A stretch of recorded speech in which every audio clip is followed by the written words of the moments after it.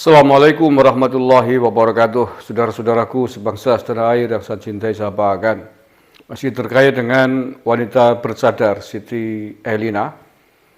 Perkembangan terakhir, polisi telah menggerebek kediamannya di Jakarta Utara. Dan ada banyak barang bukti yang disita oleh polisi, yang banyak sekali barang-barang bukti itu menunjukkan bahwa dia memang betul-betul pengikut paham radikal, pembenci pemerintah, persis seperti yang disampaikan oleh Jenderal Nur Wahid. Beliau adalah pengikut HTI akut. Nah, apa saja barang-barang yang telah disita polisi yang menunjukkan ke arah tersebut?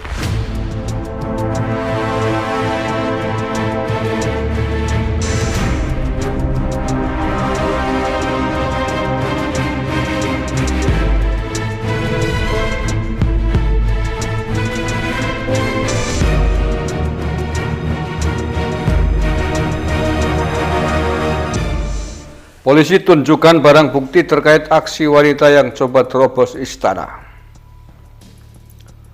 Polisi menggelar konferensi pers terkait aksi Siti Elina, 24 tahun, yang mencoba menerobos Istana Negara, Jakarta Pusat. Sejumlah barang bukti ditampilkan. Pantauan Detikcom di Polda Metro Jaya pada hari Rabu ini, tampak polisi meletakkan sejumlah barang bukti di atas meja. Terdapat 4 buah pistol dan sebuah tas. Ternyata punya pistol lebih dari 1 ya. Ngeri ya. Wanita selugu itu punya 4 pistol dari mana nih? Siapa yang ngasih? Nggak mungkin kan buat sendiri atau beli sendiri, pasti ada yang ngasih. Ini martir betul ini. Dijadikan alat betul nih oleh kadrun keparat nih. Terdapat 4 buah pistol dan sebuah tas. Kemudian ada pula beberapa buku. Salah satu buku berjudul Jalan Menuju Hidayah. Buku lainnya berjudul Luruskan Akidah Anda. Ya, ini buku-buku cuci otak semua ini. Jalan Menuju Hidayah itu mestinya berjalan menuju petunjuk yang maha kuasa, bukan berjalan ke Istana Negara bawa pistol. Gimana sih? Rumah Siti di kawasan Tugu Selatan, Koja, Jakarta Utara. Dari rumah Siti tersebut, polisi mengamankan sejumlah barang bukti. Nah, lebih lengkap tentang barang-barang yang disita, silakan tuh dilihat ya di fotonya. Apa saja kira-kira itu? Ya, kalau kita melihat itu pistolnya 4. Ya, buku-buku. Apalagi ini yang lain. Jalan Menuju Hidayah, cuman nggak jelas ini ya, pengarangnya siapa nih, tak zoom nggak kelihatan. Begitu juga meluruskan jalan akidah Anda, ini jelas dari aromanya wahabi banget buku ini. Yang mengherankan nih pistol-pistolnya nih, pistolnya ini ngeri. Sepertinya sudah merencanakan betul, matang begitu. Mau dibuat aksi di mana saja atau dibagikan ke siapa saja tuh. Mungkin belum nemu ya, belum nemu target yang lain yang sanggup atau bersedia dikasih pistol untuk melakukan aksi seperti dia mungkin. Jadi masih di rumahnya. Atau koleksi pribadinya, walau alam bisawab. Polisi belum menjelaskan detail itu. Nah, ini perkembangan terbaru. Dia dijerat dengan undang-undang terorisme. Iyalah, bahwa pistol sudah menodongkan pistolnya ke Pas Pampres kok. Makanya kemarin kan saya agak nyindir Pak Kapolda.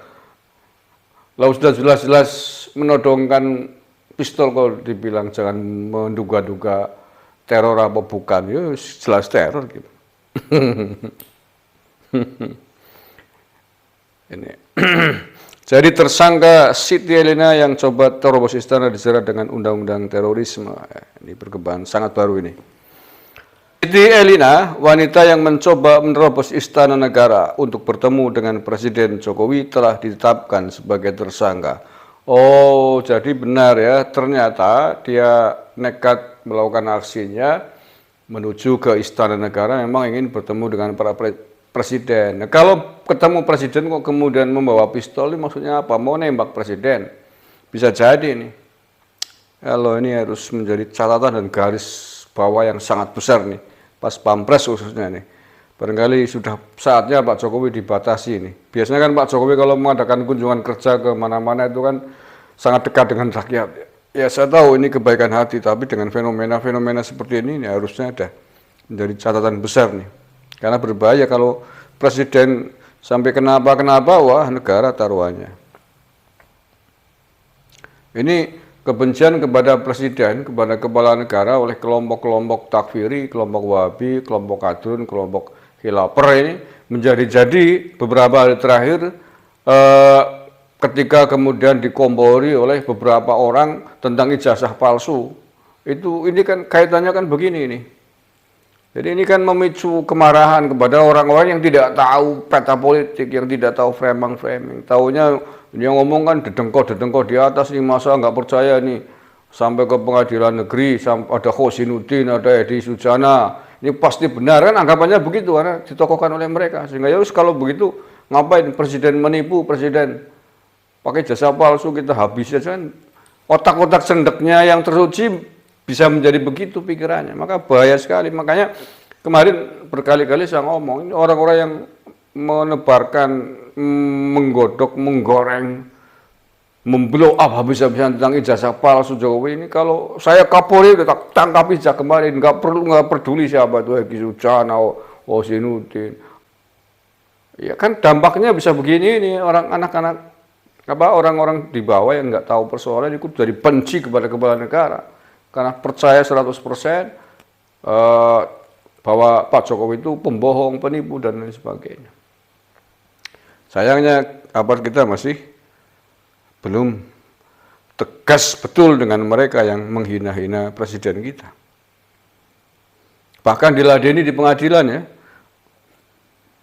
Ya, kita mudah-mudahan, kita doakanlah mudah-mudahan nggak ada apa-apa dengan negara ini. Sudah tersangka melanggar Undang-Undang Terorisme, kata Kabag Ban Ops 188, Kombes Aswin Sirgar kepada wartawan hari Rabu.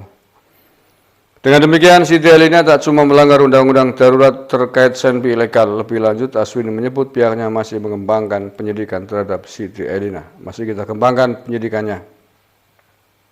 Hengki menambahkan, Siti Elina mengarah kepada kelompok radikalisme. Setelah kami lakukan riksa, ternyata benar tersangka ini mengarah ke hal-hal berkait radikalisme dan teror, katanya. Oke ya, itu update terkini dari kasus Siti Elina, pengikut HTI, pengagum, pencita-cita khilafah yang telah terprovokasi ikut membenci kepala negara atas provokasi-provokasi hoak yang ditebarkan oleh begundal-begundal khilafah mereka. Sayangnya aparat kita masih belum berani bersikap tegas kepada kelompok-kelompok penggaung khilafah di tanah air ini. Padahal dampaknya, akibatnya sudah sangat jelas di depan mata kita, sangat membahayakan bagi bangsa dan negara ini. Terima kasih. Assalamualaikum warahmatullahi wabarakatuh. NKRI harga mati.